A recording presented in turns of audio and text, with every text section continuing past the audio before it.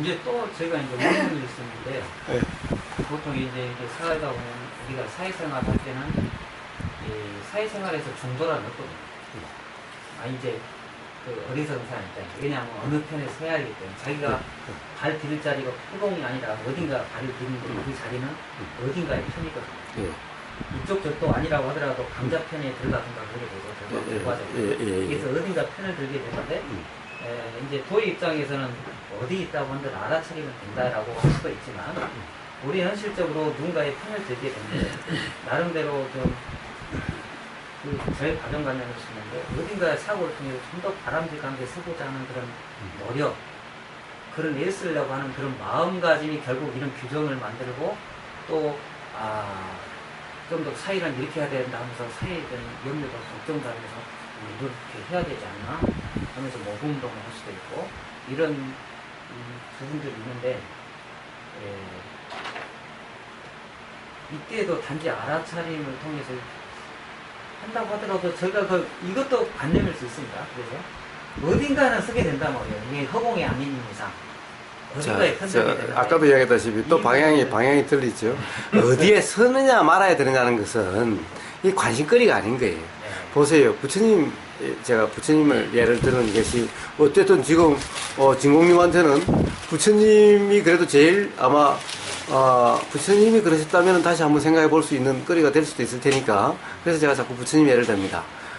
부처님 살아생 전에 부처님 나라가 망했어요. 그런데 부처님은 그때 부처님 나라뿐만 아니라 그 주변 나라에서도 다 신망을 얻고 있었어요. 다른 나라 왕들에게도 가르침을 펼치고 이랬던 거예요. 그러면 다른 나라 왕한테 야, 쳐들어가지 마라, 전쟁하지 마라 라고 해서 한마디 말씀을 안 하신 거예요.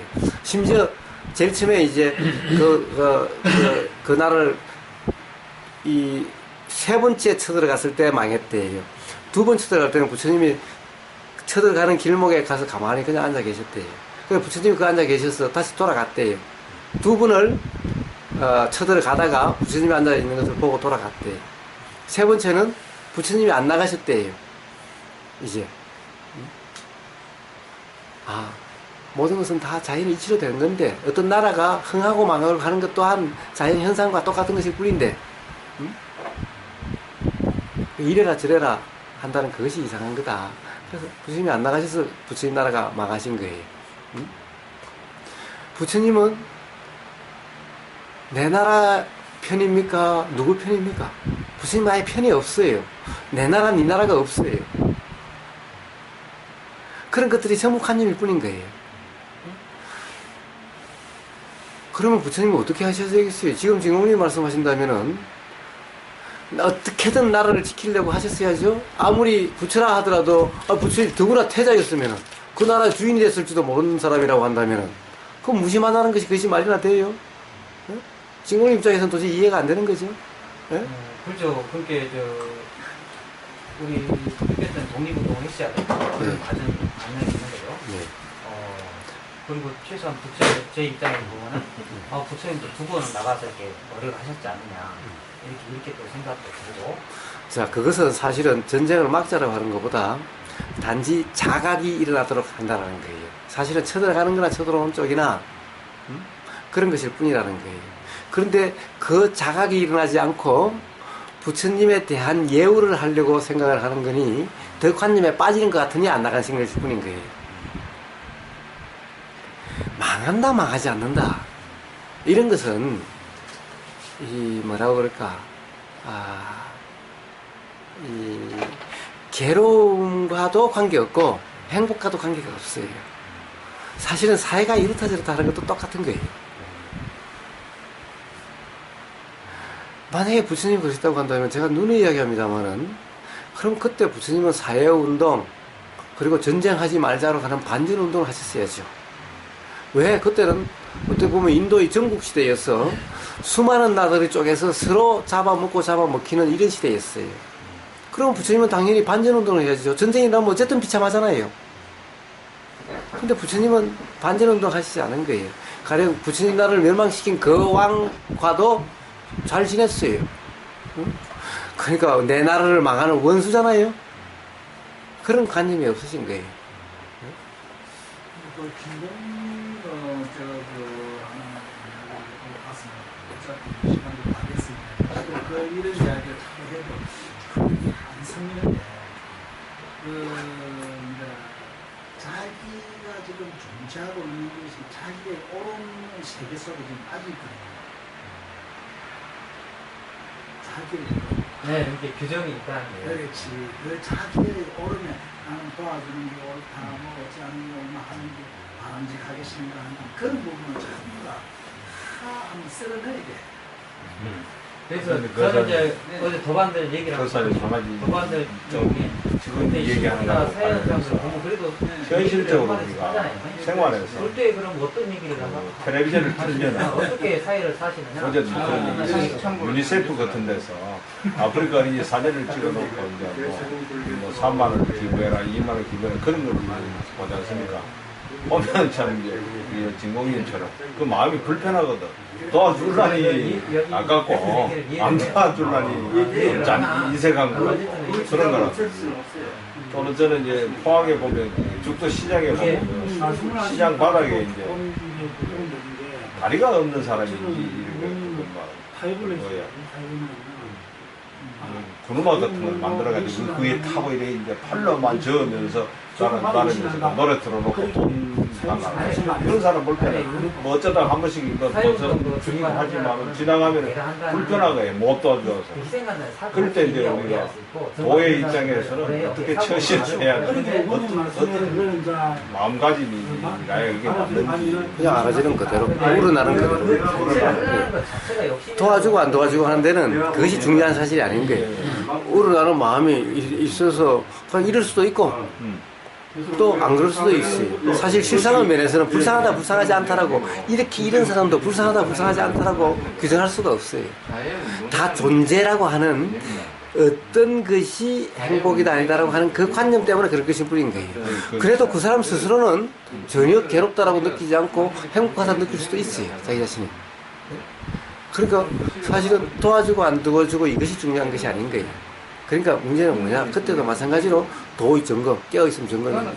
그래서 우러나는 것이 그 순간에 우러나는 것이 이래가지고 이러면 이런 거고 그 순간에 이것이 없으면 없는 거예요. 그냥 한다 안 한다에 얽매여 있지 않아요. 그러니까 그런 상황에서도 해도 불편하고 하면은 기쁘다 내가 뭐 도와줬다 이런 식이 없고 안 해도 불편하지 않고 있는 거예요.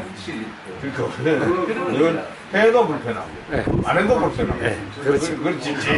그게 바로 차이인 거예요. 해도 불편하지 않고 안 해도 불편하지 않은 거예요. 하면 덜 불편하지. 그때는 하면 덜 불편하다고. 덜 불편하도 어쨌든 불편은 불편인 거예요. 그런데 가령 깨어있음 입장에서는 이래도 하나도 불편하지 않고 저래도 하나도 불편하지 않은 그래야 거예요. 되는데 나는 텔레비전만 틀면은 저는 이제 바둑 프로그램 보면은 그때 이제 유니세프에서 나오거든요. 그 프로를 봐야 되고 저걸 계속 틀어놓고 있는 동안에는 이게 불편한 거예요. 이걸 해야 되나 말아야 되나. 생활하고 어떻게 앉아있을 때라든가 어떻게 좀 가끔씩 한 번씩 생각한다고 그런 게 없잖아요. 기본적으로 그것은 다 뭡니까? 존재라는 착각에 기반하고 있죠. 존재라는 착각에 기반하고 있는 것입니다. 그래서 부처님이 가령 빈자 일등이 나가는 그 빈은 자기가 가지고 있는 전부 다 돈이 없으니까 머리를 잘라 머리카락을 팔아서라도 부처님한테 이렇게 하는 그렇다고 해서 거기에다가 야, 저 사람한테 좀 쌀 가마라도 좀 갖다 주고 그러라고 그러셨느냐? 저 마음이 갸락하다고 말씀하셨지 도와주라 말씀하시지 않은 거예요. 도와줄 게 없잖아요, 부처님. 그때 해결했을 때. 물론 그렇기도 하지만은 그러나 예를 들어서 가령 뭐 부처님이 엄청나게 뭐 절을 지어서도 이렇게 하기도 하고 뭐 500, 1000명 되는 대중들을 먹도록 이렇게 곡식도 대주고 이럴 수 있었으니까 사실은 탁발할 때도 있었지만은 그럴 때도 있었죠. 그러니까 이렇게 줄 수 있을 수도 있는 거죠.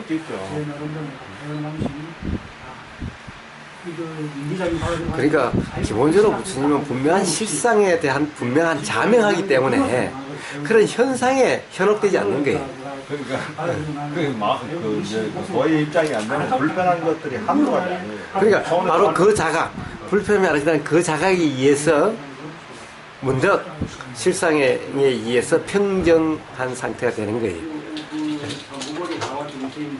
그래서 항상 보십시오. 똑같이 부처님은 이래야 된다 저래야 된다 이 문제가 아닌 거예요. 그런 데 대해서 관심이 없는 거예요. 근데 중생은 항상 이래야 되는지 저래야 되는지 여기 관심이 있는 거예요. 이 차이인 거예요.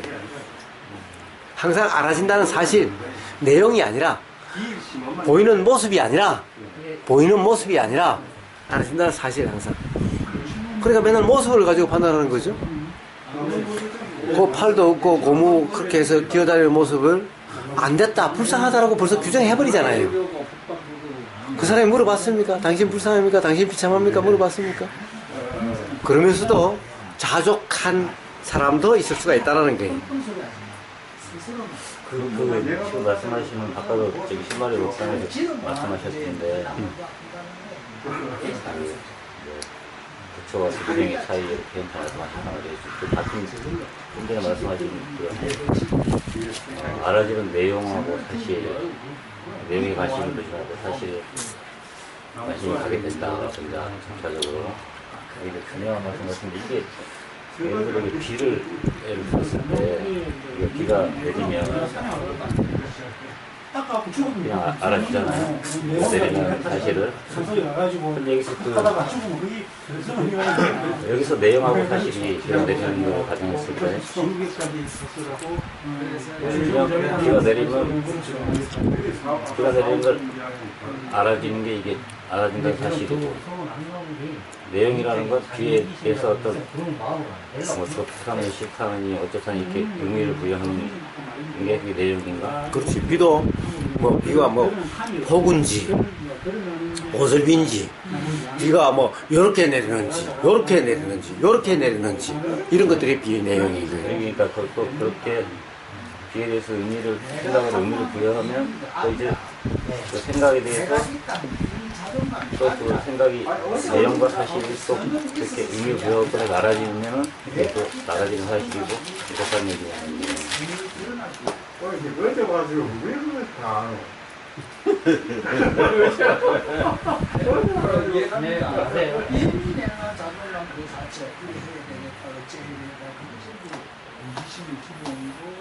그것이 자기 주장이라는 그래서 선입이 그래서 나는 그래서 오늘부터 이 작곡으로 정의 연만해야겠습니다. 정의요. 정의를 보셔야. 왜냐하면 그거를 보지 못한 상태에서 얘기를 해도 별로 의미가 없고 그냥 어떤 자, 딩홍이 또 어긋나는 거예요. 문제는 그렇다면은 어떻게 해야 되느냐? 그렇게 정리하려고 하실 게 아니라 내가 진짜 꿈속에 있는가? 진짜 꿈속에 있어? 이래셔야 되는 거지. 그게 정령을 보는 거죠. 예? 그러니까 그러셔야 되는데 내가 아무리 이야기해봤자 자꾸 나보고 꿈속이라 그러니 사실은 지가 꿈속이지 내가 꿈속인지 나는 모르겠어. 자꾸 꿈속이라고 그러니 에이 나 이제 안 할래. 이러시면은 여전히 꿈속에 있는 거고 진짜 정말 내가 꿈속에 있나? 이게 꿈속인가? 이러셔야 된다는 거예요. 예, 그 뜻이. 예. 그 뜻이 이렇게 실제로 그래야 된다는 거예요. 저는 그런 관념이 있었어요. 뭔가 도의되고 깨달으면 이 자비심이 철철 넘치고 그래서 자비심이 철철 넘치지 않으면 이게 뭔가 도를 한 것도 아니다 이런 거꾸로 된 생각도 있어요. 보세요. 자, 바로 또 자비희사에 대한 관념이 잡히는 거예요. 그 관념을 또 얘기하는데 부처님의 자비는 뭐가 자비입니까? 부처님의 자비는 그래서 가령 방과 할이 나온 겁니다. 방과 할, 몽둥이로 뚜지 패고 고함지른 그것이 그 사람의 그것이 자비인 거예요. 쌀 도와주고 이것이 자비가 아니라 차라리 두드리 팬 게 자비인 거예요. 배고파 있는 사람에게 밥 한 그릇 주는 것이 자비가 아니라 차라리 굶음으로 해서 스스로 자각되게 그냥 두는 것이 자각일 수도 사랑일 수도 있다라는 거예요. 그러니까 사랑이 없다라고 이야기하면 안 된다는 거예요. 사랑이 넘치는 거예요. 부처님은 사랑이 넘치는 거예요. 그러나 보통 사람이 그것이 사랑이라고 인식이 안 되는 것일 뿐인 거예요. 오히려 무심하고 냉정하다라고 이렇게 보이는 것일 뿐인 거예요. 그런데 그것이 사실은 부처님의 사랑이 넘치는 거예요. 그런데 보통 사람은 그것을 몰라요. 왜? 맨날 사랑은 욕심과 화의 사랑만 사랑이라고 알고 있으니까. 그래서 철학적으로 보면 뭐 사랑을 로고스니 뭐니 사랑은 아가페의 사랑이니 뭐 로고스의 사랑이니 무슨 사랑이니 그렇았죠. 그래서 신의 사랑 그거 무슨 사랑이라고 그럽니까? 바로 도에 예수 우러나는 대로 뺨을 때리는 것이 오히려 더 사랑일 수가 있고 그것이 진정한 사랑일 수가 있고 부처님은 사랑이 넘치는 분이신 거예요. 예수님도 사랑이 넘치는 분이신 거예요. 그러나 옆에서 보면은 냉정한 것 같고 무심한 것 같은 거예요. 그러나 그것이 사랑이 넘치는 건 거예요. 남에게 한다라는 의식이 없는 그것이 사랑이 넘치는 것인 거예요. 그게 자비이사인 거예요. 남에게 한다, 어쩐다라 하는 그 자비이사는 진정한 자비이사가 아니라 그런 정말 욕심과 화인 거예요. 그러니까 자비이사에 대해서 잘못 이해를 하고 있는 거예요. 부처님과 예수님은 사랑이 넘치시는 분들인 거예요. 한다라는 의식 없이 사실은 꿈에서 깨어나게 아무리 아프고 몸이 불편하고 해도 가령 그것이 필요하다고 생각되고 구하는 사람이 있으면 가는 거예요. 그런데 도와주러 간다는 의식이 없어요. 도와주러 간다고 표도 내지도 않아요. 그래서 내가 이만큼 왔으니 이건 뭐야 좀 왔으면 좀 좋은 음식도 내놓고 말이야 봉투도 좀 돈 봉투도 좀 두둑하게 쥐어야 되고 이런 의식이 없어요. 그러니까 남을 위해서가 아니라 그냥 부처님 믿으신 거예요. 그러니까 남을 위해서라고 이야기하지 않아요. 사랑한다 이야기하지 않아요. 이것이 내 자비심이다 이야기하지 않아요. 그러나 그것이 진정한 자비심이고 그것이 진정한 사랑인 거예요. 사랑 얘기를 하다가도 주장하면 폭력이야. 예, 욕심의 사랑은 다 폭력이죠. 다 폭력인 거예요. 예. 황성이 무슨 돌을 닦고 왔는지 어제 황성집은 완전히 생각없어. 황소도라고 있어요. 수명이나 되겠을까 보니까. 오시기 전에 이미 도였습니다. 근데 교사님, 기독교에 대해서는 교사님이 방편으로 긍정적으로 얘기를 하시니까 아니면은 뭐 근거가 있으니까 예를 들면은 기독교 그 성경 속에 3일 만에 부활했다 그런 거는 사실로서 보십니까? 저는 모릅니다. 단지 그냥 말일 뿐이고 소리일 뿐입니다. 부처님 말씀도 믿지도 않고 그렇지도 않는데 하물며 뭐 성경도 마찬가지입니다. 제가 여쭈는 거는 도의 입장에서 아니고 저는 천주교에서 조금 교리 공부도 하셨고 하시니까 그에 대해서는 어떤 견해를 가지고 계십니까? 견해를 그러니까 그때만 해도 믿어야 된다고 생각했었는데 믿기지가 않아서 결국에는 못 나가고 말았던 거죠. 근데 지금은 이제 믿지도 않고 안 믿지도 않고 그냥 뭐 그건 글자는 글자요. 그 바탕은 하얀 종이요. 그냥 그럴 뿐인 거예요. 저는 요새 또 촌에 있으면 할 일이 없으니까 한 번씩 찾아오는 사람들은 이야기도 하다 보니까 자꾸 찾아오는 사람이 있어가지고 곤란한 거예요. 여호와의 증인이라는 사람. 예. 자꾸 찾아와서 이걸 마지 못해가 갈아서도 못해가지고 한 서너 달에 한 번씩 와서 얘기를 하고 그러는데 그 양반들이 와서 자꾸 얘기를 하니까 어떻게 떨쳐보내야 될지 모르겠어요. 바쁘다. 할 일이 많다고 바쁘다고. 왔는 사람을 뭐 아주 막 부대집에가 보내기도 뭐하고 차도 한잔하고 이랬더니 막 그럼 그 사람들 안 가니까. 제가 가르쳐 드릴까요? 좀비다가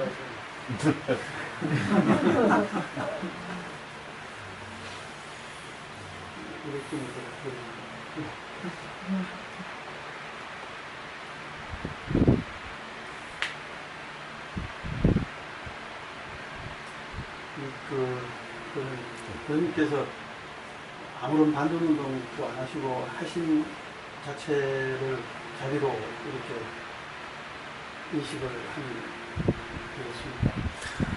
예, 부처님의 말과 행동, 삶은 전부 자비의 삶입니다. 도의 삶은 바로 자비의 삶입니다.